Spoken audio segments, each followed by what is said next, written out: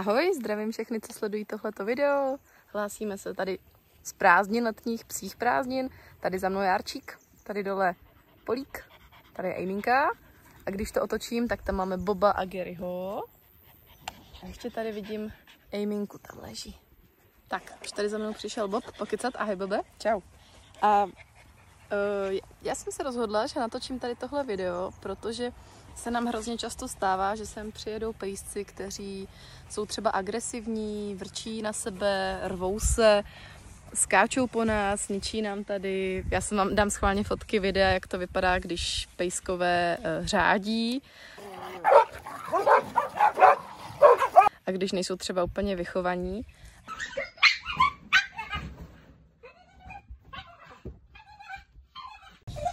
To máme tady dáreček pejsků. A důležité info pro všechny stávající, ale i budoucí páničky pejsků je, budeme to mít trošku jinak. Dřív jsme přijímali úplně všechny pejsky bez rozdílu věků, plemen a pohlaví.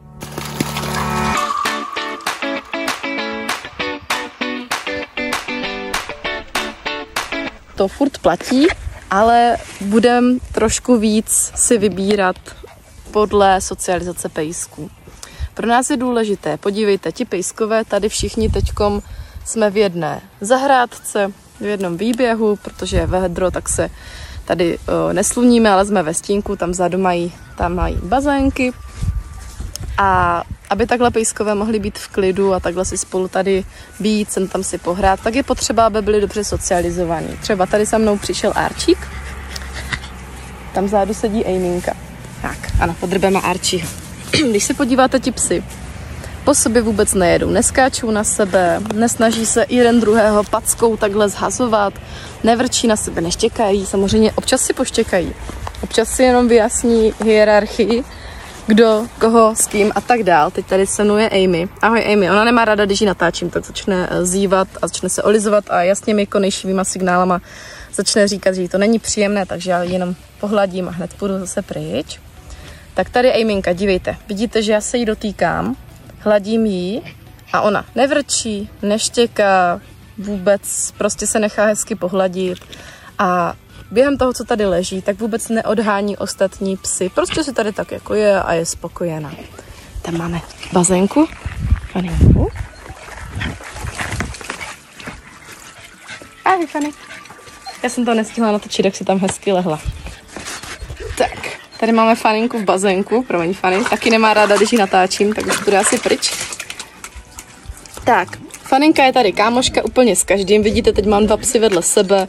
Vůbec po sobě nevrčí, neštěkají. Angie je tam za tím výběhem, je to z toho důvodu, že já jsem napustila pejskům bazénky a ona tu vodu dává ven, tak jsem chtěla, ať se pejskové chladí, než ji pustím.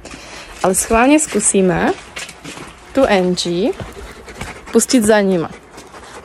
Jo, takže Angie, pojď za náma, pojď. Tak, Angie je tu s náma.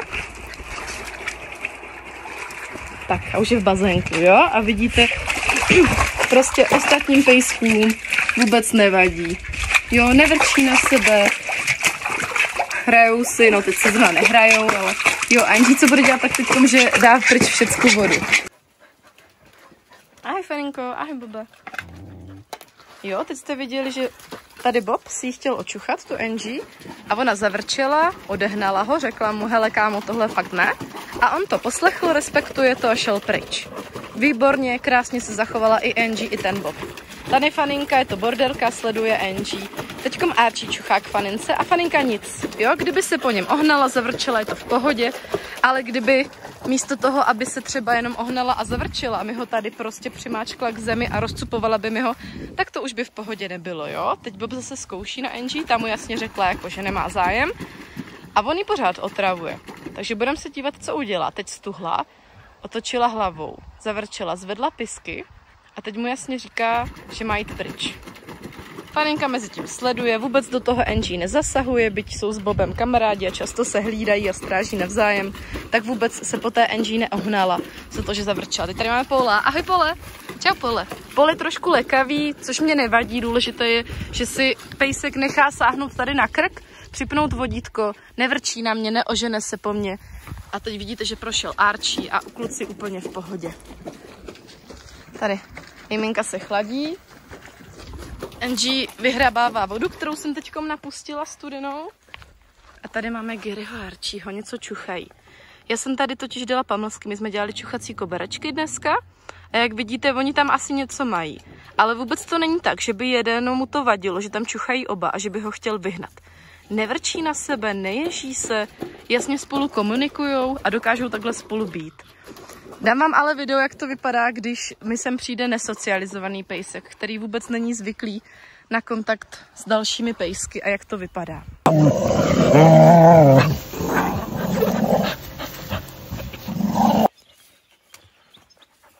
Tak je šikovná Dixinka, super.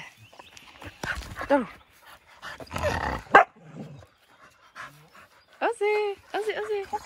Ahoj, Ozzy, jde dolů, Dixi. Takový pejsek většinou nám to tady ničí a ono nejde jenom o ty částku těch oprav, jo, protože pelech, roztrhaný, rozkousaný pelech, koupím nový stůl taky, ale když udělá pes drápama čáry do dveří, okouše nám dveře, omítku nebo dolina vyhrabe díru,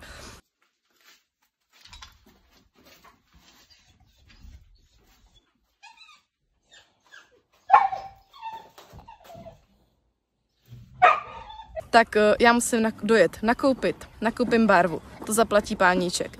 Já pak ve svém volném čase musím tu věc nabarvit, spravit, uklidit ten nepořádek a to jsou minuty a někdy i hodiny, které bych mohla věnovat tady z pejsky, buď to na nějaké túře, procházce, anebo různýma hlavolama, tréninkem, ale takhle je o ten čas okradu a musím ten čas dát tomu úklidu. Teďkom, co ten Paul dělá, on vrčí. A je to z toho důvodu, že má hračku, teda klacek, a nechce, aby se k němu nikdo přibližoval. A když se podíváte, ostatní psy na to jeho vrčení vůbec nereagujou. Oni to respektují. Archie šel teďkom za mnou a teď se mu nelíbí, že teda na něho Paul vrčí, když jde teda za mnou. On to pochopil, že tady tenhle mu říká, běž od té Monči, od té hlídačky, ta je moje. Teď se olízl, že? Tak já půjdu dál, ať nemá důvod si mě nějak hlídat ten Archie. Ahoj, Archie. Jo? Paul vrčel, protože má svoji hračku, nechce se o ní dělit, je to úplně v pohodě. Důležitý je, že by nešel do toho konfliktu, nezakousl by psa jen protože mu slidí kolem jeho hračky. Dívejte, vrčí na Archieho, olízl se, zvedá pisky, trošku se naježil na zádech, jo? Ale do konfliktu nepůjde, jen prostě jasně dopředu říká, to jsou moje hranice, za ty mi nechoď. Archie teďkom šel za mnou a Paul je už v pohodě.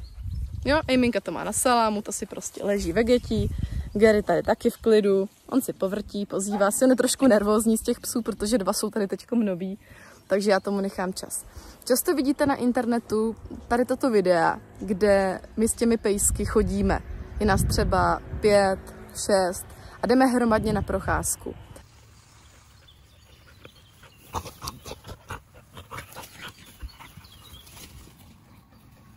Ti pejskové budou na volno nebo na vodítku a funguje to. A takhle můžeme chodit na túry, na celodenní výlety, na různé dobrodružství do lesa, do vody. No.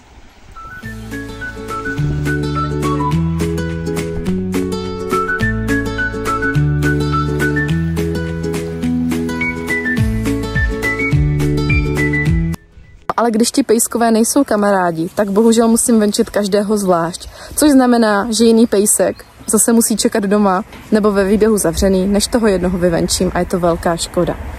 A i to je důvod, proč už nebereme pejsky, kteří nejsou socializovaní. Pokud se pejska dotknu a on se po mně ožene nebo bude vrčet, bude se mě bát, takový pejsek nemá dobrou socializaci a vzít ho nemůžu pro ten moment. Samozřejmě můžeme na tom pracovat spolu, může ten páníček k nám chodit na socializačky trénovat, aby to ten pejsek pak zvládl, aby se tady cítil pohodlně a komfortně. Když ten pejsek bude ostatní psy šikanovat, jak taková šikana vypadá?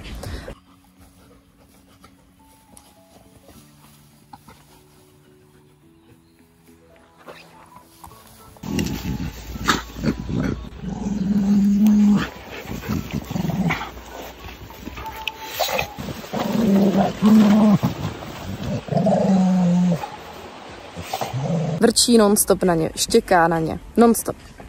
Vyhledává konflikty, nenechá na sebe šáhnout a třeba aj dojde do té rvačky. Takovýhle pejsek není dobrý do smečky a já bych ho musela mít ubytovaného zvlášť. A zase se dostáváme k tomu, že... A teď mi Archie donesl tady klacek. Jo, já mu ten klacek vezmu, chci mu ho hodit. On se olízl, že se mu to nelíbí sice, ale nechal mě. Tak já mu hodím, Archie, klacík. A už běží pro klacík. Jo, ale nechtěl mě kousnout za to, že jsem mu vzala klacek. On mi ho sice donesl, ale i tak. Měla jsem tady pejsky, kteří mi dokázali během večera. Tohle tam taky natočím. Škoda, jsem nestihla.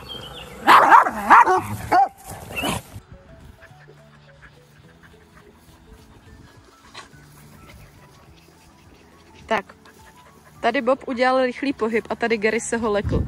Lekl se, zaštěkal a chtěl, ať jde Bob pryč. Pak se lekl i Bob a takhle se prohnali tady po té zahradě. Teď už jsou zase, ano, teď mi tady Paul donesl hračku. Děkuju, Paule. Jo, hodím ti to, jasně, že ti to hodím, ale musíš mi to dát.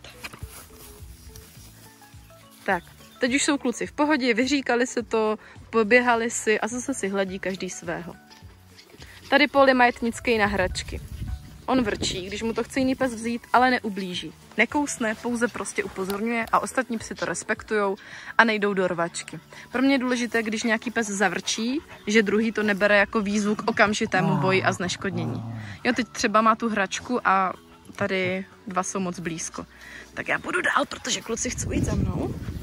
Tak ať je nenutím být moc blízko toho Paula. Hodně se nám opakuje, že sem přijedou páničci s pejskem a chcou tady pejska nechat ideálně hned, nebo potřebují ze dne na den hlídání. Bohužel ani to není možné, vždycky je potřeba první se přijít s pejskem podívat. Já se na pejska podívám, vyspovídám páničky úplně o všem. Čím krmí, jak často chodí na procházky, co má pejsek rád, co pejsek nesnáší. A když si vsedneme, což se nemusí stát, může se klidně stát, že si prostě s nějakými páničky nebo s pejsky nesedneme a je to naprosto v pohodě. Když se to stane, tak já doporučím jiné psí hotely a hlídačky v okolí. No a když si sedneme, tak je zkušební hlídání. Třeba tady, kde ho mám? Teď není vidět, to je škoda. Jeden pejsek je tady na zkušebním hlídání a to znamená, že jsem pouze na jeden večer, na 2 dny. Platí se to normálně, jako kdyby tady byl ubytovaný na 2 dny. A já se mu normálně věnuju, chodíme na procházky, trénujeme spolu, hrajeme si. Je tady s náma ve smečce a já sleduju, jak na tom je.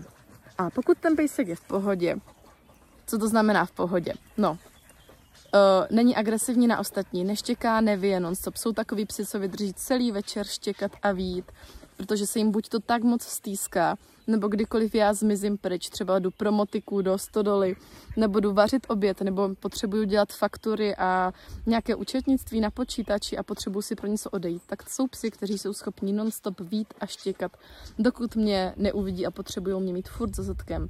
Takový pejsek není socializovaný a takového bohužel také hlídat nemůžu. Jsme v chákaučku. Má to výhodu, že za náma už nejsou žádní sousedí, za náma je pouze les, ale musíme brát nějaké ohledy na srnky a zvířátka, co tady bydlí, a na chataře, co tady mají vlastně chaty kolem. Máme jenom 3 stále sousedy, ti bydlí, je to nějaké 2 pozemky přes potok a přes cestu, ale i tak je fajn na ně brát ohledy a nemít tady non-stop štěkající a víjící pejsky. Takže to je taky důležité. Příplatek mají i háravé fenky a nekastrovaní samci, a to z toho důvodu, že ti nám čůrají.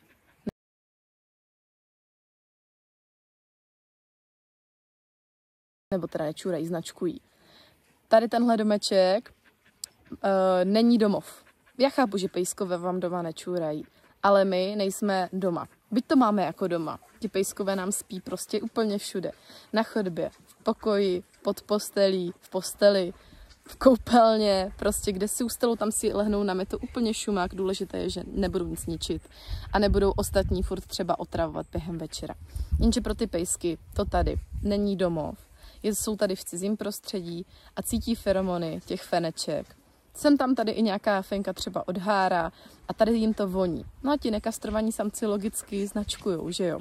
Kor, když jeden to označkuje, já toho nepřetřu octem a třeba se úplně netrefím tam, kde spadla ta kapička, následně přijde jiný a ten to potřebuje nutně, děkuju Pole, přeznačkovat. No, takže nekastrovaní pejskové, smůla, příplatek, je to z toho důvodu, že uvnitř já je nemůžu pořád hlídat, jestli značkuju nebo ne, takže pejsek musí mít plínu na večer, nebo třeba když vařím oběd, nebo když potřebuju dělat účetnictví a nemůžu furt koukat na toho pejska 24/7, tak pejsek má takový pás, co se mu dá kolem pasu, zapne se, aby když zvedne nožičku, abych to neměla na nábytku, na koberci. Vy byste si asi taky nepozvali kamarádku s pejskem, kdyby vám ten pejsek očural všechny rohy, že, v obyváku. Ale když zjistím během toho hlídání, že ten pejsek je úplně v pohodě, neznačkuje, nezvedá nožičku a že v té plínce nemá ani kapičku, tak se ho příplatek netýká a má cenu jako standardní pejsek. Takových pejsků pár je, není jich mnoho a samozřejmě kastrovaní pejsci nám tady nečůrají, ale jsou výjimky, kdy čůrá nebo značkuje fena a kdy značkuje i kastrovaný pes a tam prostě mě to mrzí, ale ty plíny nejsou zadarmo a z něčeho je platit musíme, takže tam ten příplatek se toho týká. Stejně jako, ahoj Archie, stejně jako štěňátek, protože štěňátka ještě nemají hygienické návyky a stane se, že sem tam ta loužička prostě je a potřebujou víc péče. Edit, když to stříhám, tak jsem si uvědomila ještě jednu důležitou věc. Tady za mnou je Bob. Zdraví, ahoj Bobe. A Ricky tu je a Fáňolka nesmí chybět, ano, a tady malej Ricky. Určitě jste si všimli, že tady jsou, počkej, Fanny, všechny možné plemena, od malinké čivavy po 80kilovou skoro dogu až po různé křížence, plemena akční i méně akční. A ty pravidla, které máme určené a které bych si přála, aby všichni pejskové a majitele dodržovali, mám hlavně z toho důvodu, že bych chtěla, aby to tady bylo bezpečné, aby to tady bylo co nejvíc v pohodě, jako doma, pro nás i pro pejsky. A co je za mě důležité, jiné psí hotely to třeba vyřešili tak, že například, když pes hodně štěká, dostane protištěkací obojek. Když pes hodně štěká, či vyšuluje, tak je zavřený celý den doma. Jsou psí hotely, kde jsou pejskové v kotcích a pouští je pouze, když se jde na procházku. Nebo jsou celý den na pokojíčku svojem a pouští je pouze, když se jde na procházku. Já to mám celé trochu jinak postavené, já jsem s pejskama prakticky non-stop, jsme pořád venku, furt chodíme na nějaké procházky a trénujeme, děláme různé hlavolamy a tak dál a přála bych si, aby to takhle mohlo zůstat i dál. Ale k tomu je důležité, abych tady měla pejsky, kteří nám to nebudou narušovat. Takže jsem moc ráda, že ty podmínky dodržujete. A určitě jste si všimli, že málo kdy tady mám psů třeba 10-20 a málo kdy tady mám jednoho. Je to z toho důvodu, že já bych asi nikdy nechtěla mít velký psí hotel, mít tady 10-20 psů. Já totiž nevěřím tomu, že když má psí hotel doma víc než 10 psů, ale i třeba 9, takže se jim může plnohodnotně věnovat. Já tady mám pejsky, znám je všichni jménem, mám každý den na každého čas na mazlení, na hlavolamy, na trénink. Ahoj Fanny. Na procházky, děkuju. A nemyslím si, že kdybych měla víc než 10 psů, že bych se jim dokázala plnohodnotně věnovat a dávat jim tu péči. Takže jsem se rozhodla, že prostě jich tolik mít tady nechci. A proto si ani neříkáme psí hotel, ale psí rekreační středisko. Není to tady 5hvězdičkový hotel, nečekejte Nobl luxusní ubytování. Je to dřevěná chaloupka, jakou byste čekali asi u babičce na samotě u lesa. Máme tady prostě louky, pole, lesy, máme tady zahradu, a potok, rybníky a je to prostě opravdu jako na samotě u lesa. Máme to v takových domácích podmínkách, ale vůbec to není žádné luxusní vybavení. Já tady k tomu videu použiju voice-over a nechala jsem telefon na zahradě, odešla jsem pryč a sleduju, co budou dělat pejsci, když tam nebudu.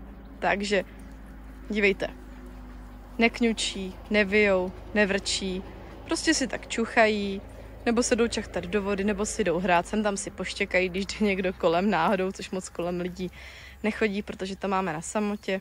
Ale vůbec nemají potřebu tam stresovat, že tam s nima nejsem. Teď odešli všichni z kamery, jen Ejminka tam má ocas a Geroušek tam je.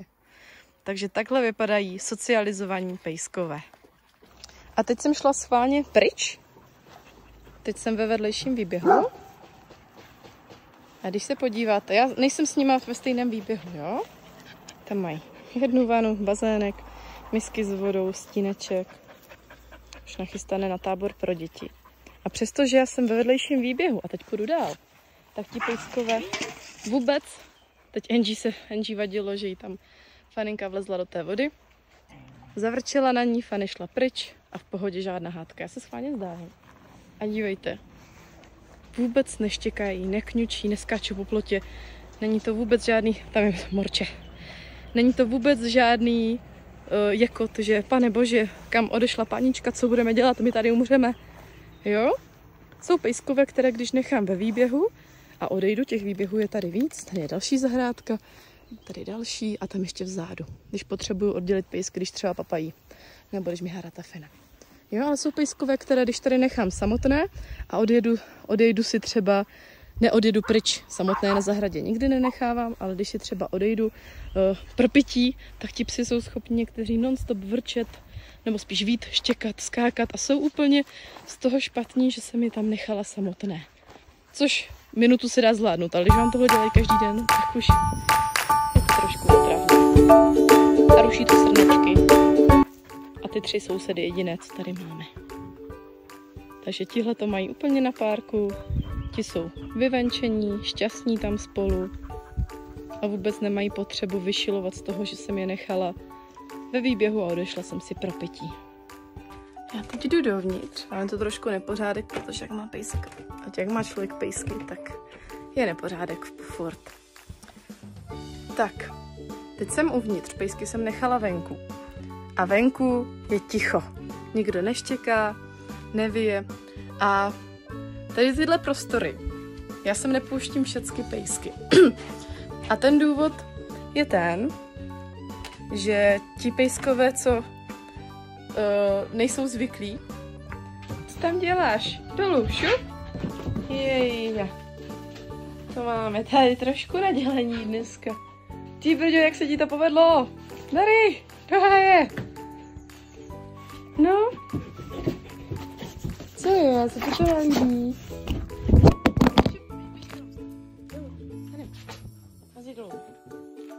Jojda, Norčo, na. A nejsou třeba kastrovaní, tak nám to tady očůrají, nechají nám tady bobek, schválně vám tady nechám fotky, jak to dopadlo, když jsme tady ty pejsky pouštěli.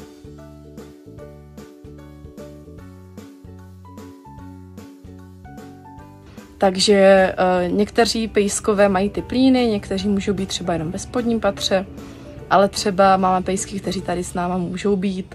Je to prostě hodně individuální a proto je důležité přijet na to zkušební hlídání, na to zkušební venčení, abych se poznala s páníčkama i s tím pejskem a mohla mu to tady, když tak, přizpůsobit na míru. Tady Gary poslouchá. Tak třeba tohle jsou zvuky, které slyším na kameře. Ano, máme v baráku a kolem baráku kamery, aby jsme věděli, co pejskové dělají. A zkuste schválně hádat, co si myslíte, že znamená tenhle zvuk. Pak vám ukážu, ahoj Farinko, pak vám ukážu výsledek toho zvuku.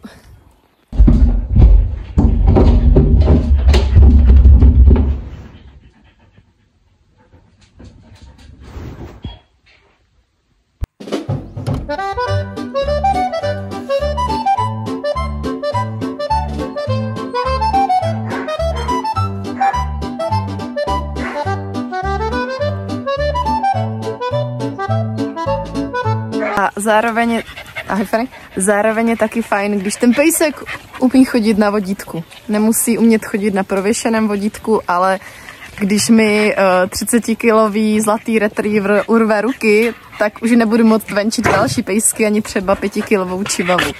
A dám vám sem video, schválně se koukejte. 75-kilová doga.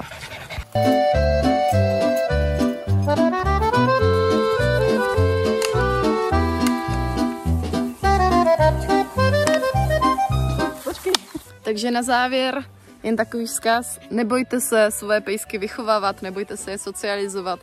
Pokud třeba nevíte, jak na to, můžete se na mě klidně obrátit. Od roku 2015 se aktivně věnuju pejskům, mám za sebou řadu kurzů, řadu přečtených knih a řadu hezky vychovaných pejsků.